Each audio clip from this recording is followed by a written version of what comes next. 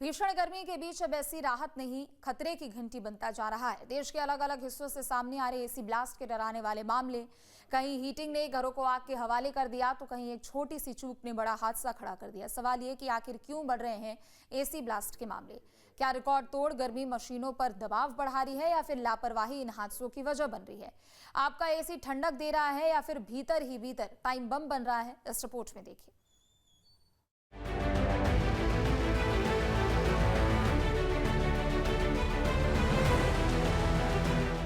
ये ताजा तस्वीरें बदायूं जिले के दातागंज कोतवाली के आवासीय कॉलोनी की हैं, जहां तैनात कांस्टेबल राजकुमार के कमरे में उस वक्त एसी ब्लास्ट कर गया जब राजकुमार अपने कमरे में सो रहा था। राजकुमार ने तो यही सोचा था कि इस भीषण गर्मी में तापमान जब 42 डिग्री के पार पहुंच रहा है तो एसी ही है जो सुकून की नींद दे सकता है, लेकिन शायद उसका सोचना गलत था। तपती गर्मी में न जाने क्या हुआ कि एसी ब्लास्ट कर गया, जिससे कांस्टेबल राजकुमार और उसका साथी घायल हो गए। कमरे का सामान जल गया और पूरा कमरा कालिक से भर गया। राजकुमार को गंभीर हालत में बरेली रेफर किया गया है। कुछ ऐसा ही हादसा 27 मई को दिल्ली के हौज खास में हुआ था, जहां पुलिस को रात 11:15 बजे के करीब आग लगने की सूचना मिली। आग मकान नंबर R15 में लगी थी, जहां 80 साल के रिटायर्ड IAS अधिकारी धनेंद्र कुमार अपने परिवार के साथ रहते थे। धनेंद्र कुमार की इलाज के दौरान मौत हो गई, जबकि उनके बेटे की हालत गंभीर है, जिसका इलाज चल रहा है। जबकि रिटायर्ड अधिकारी की पत्नी और 2 घरेलू नौकरों को सुरक्षित बाहर निकाल लिया गया। उनके घरेलू नौकर ने बताया कि IAS अधिकारी और उनकी पत्नी ग्राउंड फ्लोर में अपने कमरे में आराम कर रहे थे, जबकि उनका बेटा दूसरे कमरे में था।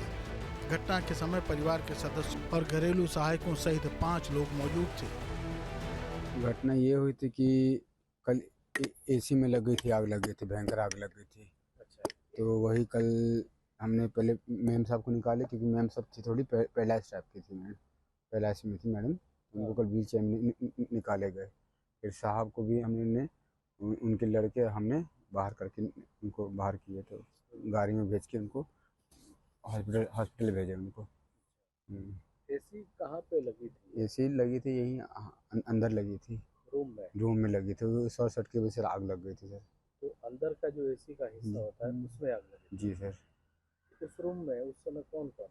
उस रूम में वो बस उनका भैया थे, साहब की लड़की मतलब। अच्छा, साहब की हाँ, साहब की लड़की की रूम में एसी में हो गई थी, शॉर्ट सर्किट लगी थी, आग लगी थी। और साहब कहाँ थे? साहब थे दूसरे कमरे में थे, वो मतलब अपने कमरे में थे। जबकि धनेंद्र की पड़ोसी का कहना है कि फायर ब्रिगेड देर से पहुंची थी, वरना हादसा इतना भयानक न होता।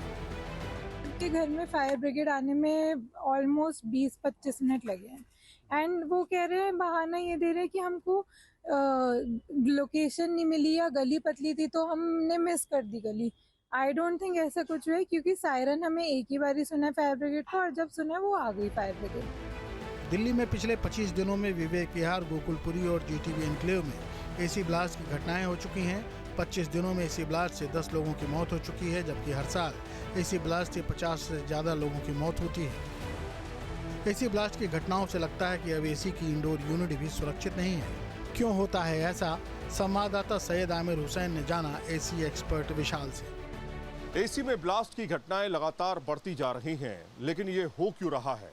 क्या तेज गर्मी, हीट वेव्स की वजह से एसी में ब्लास्ट हो रहे हैं, या रखरखाव एक बड़ी वजह है एसी में ब्लास्ट होने की वजह?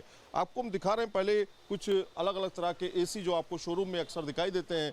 ये आपका एसी होता है, ये स्प्लिट एसी कहलाता है। इस तरह के जो आप अपने घर के अंदर दीवार पे लगाते हैं। जो दिल्ली में ब्लास्ट हुआ, जो दिल्ली में घटना हुई जिसमें एक पूर्व IAS अधिकारी की मौत हो गई दम घुटने से, वो दरअसल इस तरह का एसी था, जो एक विंडो एसी था। हमारे साथ विशाल भाई हैं, जो हमें बताएंगे कि आखिर क्या वजह रहती है। विशाल भाई, थोड़ा सा यहाँ पे आइए आप। मुझे एक बात बताइए कि क्या वजह है इस तरह के एसी में ब्लास्ट होने की? सबसे बड़ी रीज़न जो है मेंटेनेंस का। एक तो कंपनी वाले ऑथराइज से फिटिंग होनी चाहिए, और मेंटेनेंस फिल्टर वगैरह रेगुलर क्लीन होने चाहिए। अगर फिल्टर क्लीन नहीं होगा वो चोक हो जाता है, वो चोक होने की वजह से दिक्कत आती है। दूसरा, रेगुलर सर्विस होनी चाहिए। अगर आप सर्विस नहीं हो रही, या वायरिंग का कई बार फॉल्ट हो जाता है कि पुरानी वायरिंग है, नई वायर, और उसको सर्विस ही नहीं हुआ बहुत टाइम से, वायरिंग भी शॉर्ट हो सकती है। MCB वगैरह, एसी का कनेक्शन हमेशा सेपरेट होना चाहिए, उसके लिए अलग MCB होनी चाहिए, बाकी से अलग होनी चाहिए, क्योंकि ये पावर ज़्यादा लेता है कंपैरेटिवली टू बाकी इलेक्ट्रिकल अप्लाइंसेस। तो उसका एमसीबी का कनेक्शन अलग होना चाहिए, फ़िल्टर वगैरह रेगुलर क्लीन होने चाहिए। अगर आप फ़िल्टर क्लीन नहीं करोगे तो चोक हो जाता है, उसकी वजह से होता है। अच्छा, ये तो समझा आपने क्या करना चाहिए और क्या नहीं। आप अपने एसी को बिना रुके पूरे दिन न चलाएं। हर 3-4 घंटे के इस्तेमाल के बाद 30 से 45 मिनट के लिए बंद कर दें ताकि उसे भी आराम मिल सके। हर सीजन की शुरुआत में किसी प्रमाणित मैकेनिक से ही एसी की जांच और सर्विस कराएं। हमेशा एसी को 24 से 27 डिग्री पर ही चलाएं। 16 डिग्री पर चलाने पर कंप्रेसर पर बहुत दबाव पड़ता है। स्प्लिट एसी के बाहरी यूनिट के वेंटिलेशन का भी ध्यान रखें ताकि उसकी हीट बाहर जा सके। अब समझते हैं कि एसी कैसे काम करता है और उसके साथ किन परिस्थितियों में दिक्कत होती है, उससे कैसे बचा जा सकता है। हमारे पास एक आउटर यूनिट है, आप चेक करें अगर ये आउटर यूनिट जो है, दरअसल इस आउटर यूनिट में हमने इसको ओपन कर दिया है ताकि आपको हम डीपली समझा सकें कि ये आउटर यूनिट जो है ब्लास्ट के कारण क्या होते हैं इसमें, और इसी तरह की यूनिट्स में सबसे ज़्यादा ब्लास्ट जो है वो देखे गए। शॉर्ट सर्किट एक बड़ी वजह होती है, गर्म हीट हवाएं जो है वो ज़्यादा प्रभाव डालती है, और कहीं ना कहीं ये यूनिट जो है आप जैसे कंप्रेसर कहते हैं, इसमें सबसे ज़्यादा जो है ब्लास्ट होने की संभावना होती है। गर्म होने की वजह से ये ब्लास्ट कर जाता है, किसी बम से कम नहीं है ये। लेकिन किस तरह से सावधान रहें, इस पर बात करने के लिए हमारे पास में नसरुद्दीन जी मौजूद हैं। मुझे बताइए नसरुद्दीन भाई कि आग लगने के जो कारण हैं वो क्या क्या हो सकते हैं, और जो ये आग लगने की वजह हो रही हैं कि बहुत ज़्यादा गर्मी पड़ रही है इस समय, क्या क्या वजह हो सकती हैं? इसमें बहुत सारी वजहें हैं। सबसे पहले तो हमें समय पे अपने एसी की सर्विस करानी चाहिए। हर दूसरे महीने सर्विस कराना अनिवार्य है, और सही टेक्नीशियन से काम कराना चाहिए जिससे कि ब्लास्ट ना हो। गैस गलत तरीके से पड़ जाती है, गलत पे गैस पड़ जाती है, जैसे लोकल गैस पड़ गई उसकी बिना पे भी ब्लास्ट हो जाते हैं। और वायर का सही नहीं लगा होना, लोकल वायर लगा देते हैं टेक्नीशियन, तो ओरिजिनल वायर का यूज़ करें। और वोल्टेज का ख्याल रखें, सर्विस का ख्याल रखें। और जब भी कभी आपके एसी में दिक्कत आती है तो आपको एसी को तुरंत चेक कराना, अगर कूलिंग नहीं कर रहा तो। अगर कूलिंग नहीं करता तो टेक्नीशियन को तुरंत बुलाएं, उसे चेक कराएं। अभी आप हमें एक यूनिट दिखा रहे हैं। हाँ, यूनिट दिखा रहे हैं। इसमें क्या चीज़ आप हमें बताना चाहते हैं, कहाँ पे सबसे ज़्यादा दिक्कत होती है? सबसे ज़्यादा दिक्कत कंप्रेसर में होती है, जो मिसाइल का काम करता है ये ब्लास्ट होने के बाद।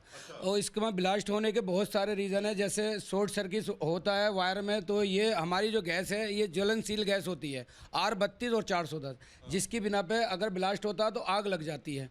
और आग लग जाती है, इतनी भयंकर आग लगती है, उसकी बिना पे आग लगने से कंप्रेसर ब्लास्ट हो जाता है, फिर वो मिसाइल का काम करता है, उससे बड़ी घटनाएं हो जाती हैं।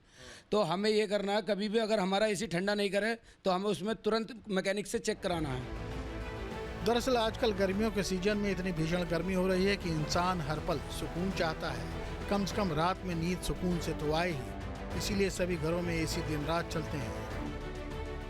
हर साल तकरीबन 4000 करोड़ मैट्रिक कार्बन डाइऑक्साइड तैयार होती है, हजारों मेगावाट बिजली तैयार होती है, करोड़ों वाहन सड़कों पर दौड़ते हैं जो गर्मी बढ़ा रहे हैं। सन 1750 से लेकर आज तक 3 डिग्री तापमान की बढ़ोतरी हो चुकी है। जो औद्योगिकरण के बाद जो विकास नामक जो कल्पना पृथ्वी के ऊपर चालू हुई है, उसमें उसका हम देख सकते हैं कि उस एक मोटर, सीमेंट और बिजली, ये तीन उसके प्रमुख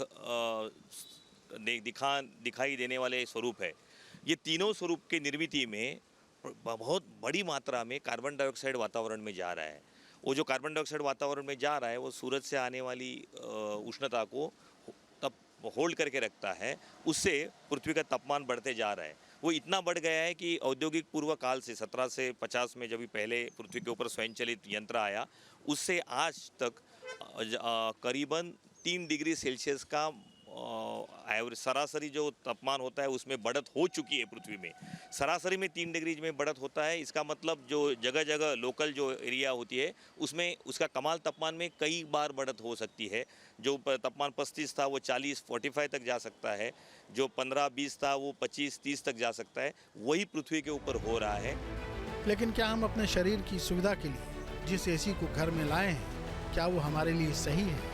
कहीं वो हमारे लिए वेंटिलेटर तो नहीं साबित हो रहा? जो है तो उसको कितने सेल्सियस तापमान में ठीक तरह से रह सकते हैं और कितने तापमान में उसको बहुत ही ज़्यादा तकलीफ हो सकती है। मनुष्य शरीर 50 डिग्री सेल्सियस तापमान तक ये कर सकता है, टॉलरेट कर सकता है। 50 डिग्री सेल्सियस से बाहर जब भी तापमान जाता है तो मनुष्य के अंदर के जो ऑर्गन्स होते हैं, अवयव होते हैं, उनका फेल होना चालू हो जाता है।